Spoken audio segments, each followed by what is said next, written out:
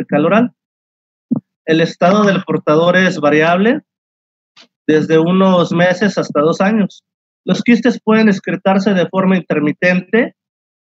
Es lo que les comenté, ¿verdad? Que a lo mejor cuando le hacen el estudio, pues ya no encuentran los quistes, entonces dicen, no, pues no tienes nada.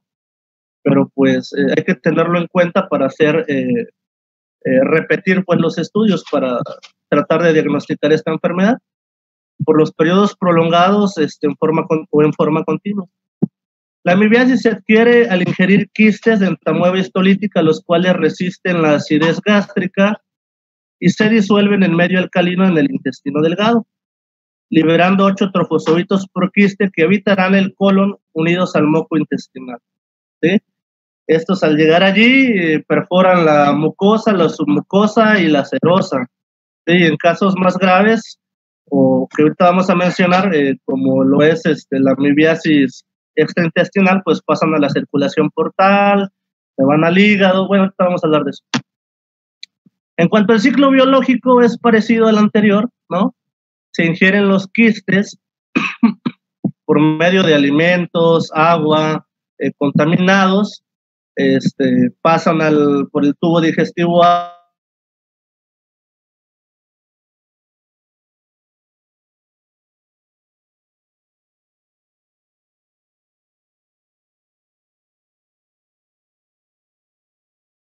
ya lo mencioné. Tus micros. Las amibas pueden invadir el torrente sanguíneo y diseminarse principalmente al hígado. Se ha descrito invasión a otros órganos, hablando de corazón, pulmones, cerebro, vaso, estómago y aorta. Esta ocurre a partir del foco hepático, claro. Los abscesos hepáticos varían desde lesiones microscópicas hasta una necrosis masiva. Generalmente están libres de contaminación bacteriana y tienen poco componente inflamatorio. Las amibas se encuentran en las paredes del absceso. Posterior a la invasión tisular existen anticuerpos séricos específicos, especialmente tipo IgG, además de inmunidad celular. En el caso de amibiasis intestinal, no parece desarrollarse inmunidad protectora y puede existir reinfección. En el absceso hepático, la inmunidad parece ser protectora, ya que es poco frecuente un episodio subsecuente después de haberlo tenido.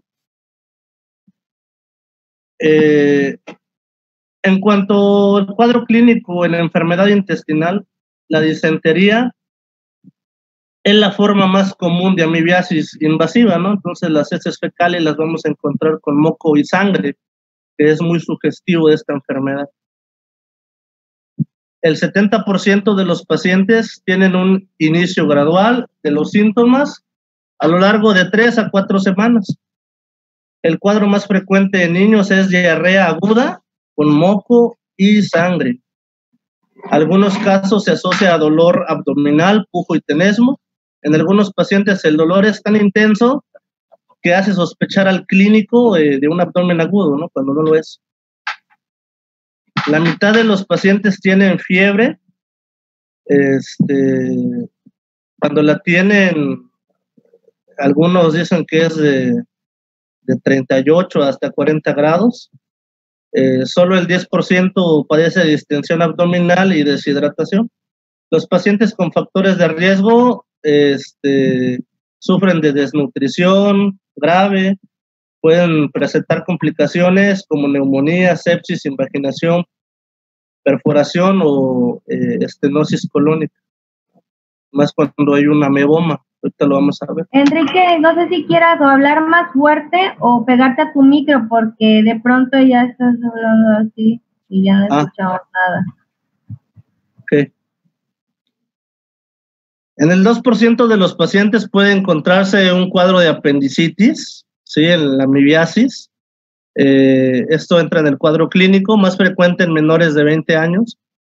En la mayoría de los casos se acompaña de lesiones en el ciego y la forma aguda no puede diferenciarse de la apendicitis bacteriana. Lo más frecuente es encontrar un cuadro de distensión y vómito de 4 a 7 días antes de comenzar con dolor en mi abdomen derecho y o datos de irritación peritoneal.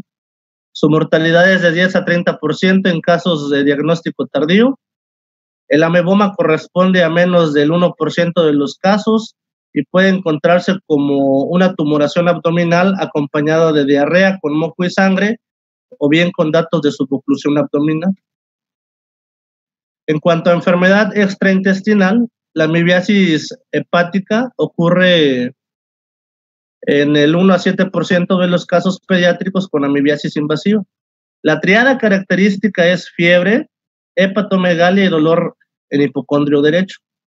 Otros síntomas y signos frecuentes en niños son disminución del ruido respiratorio derecho, tumoración en epigastrio o hipocondrio derecho.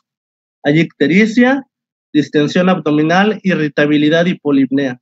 Hasta en 20% de los casos puede ocurrir ruptura del absceso a cavidades vecinas y ocasionar pleuritis con derrame, neumonitis, pericarditis o peritonitis. Estas complicaciones son más comunes en menores de 2 años.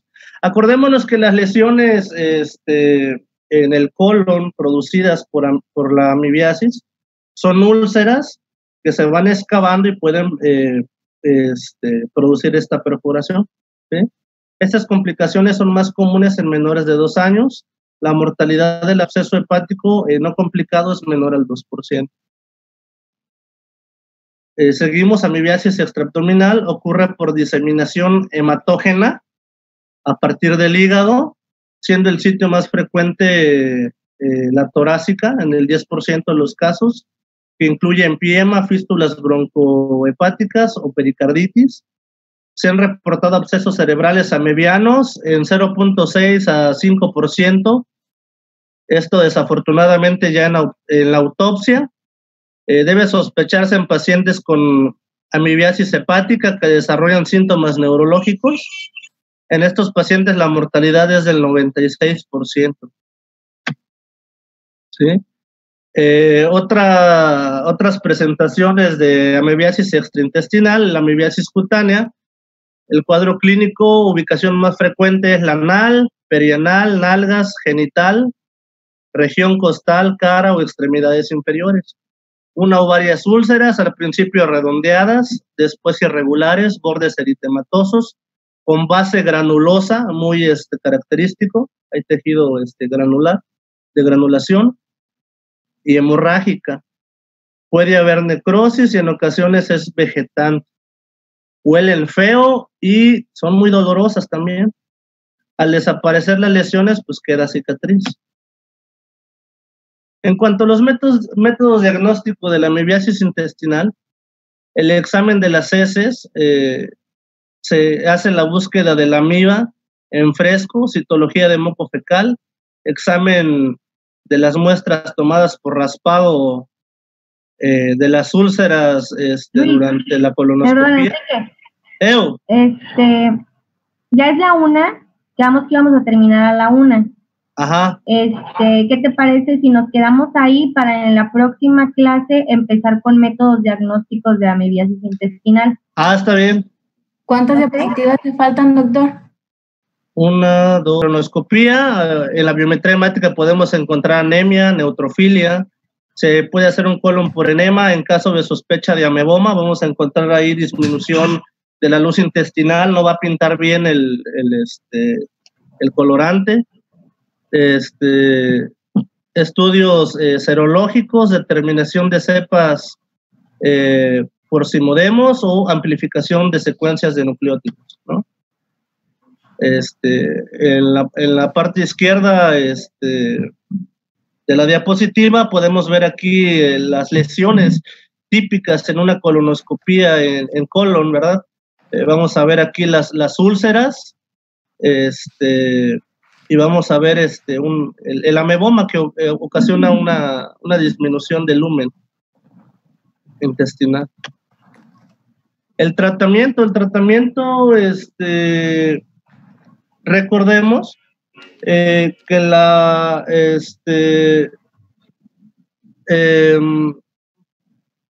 va a haber en ocasiones un cuadro subclínico donde el paciente va a estar asintomático, que esto sucede en muchos casos.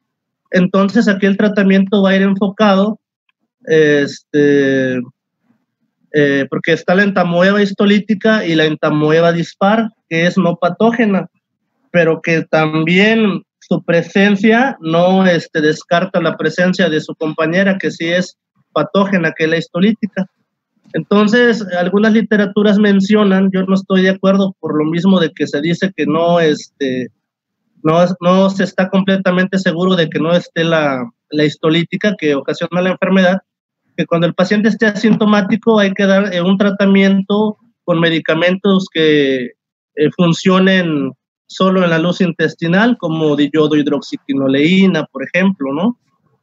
Pero lo recomendado es siempre dar un medicamento sistémico, y más cuando haya síntomas, como es el metronidazol. Algunas literaturas mencionan que es preferible en los niños usar paromomicina. Hay que revisarlo, ahí están en la bibliografía. En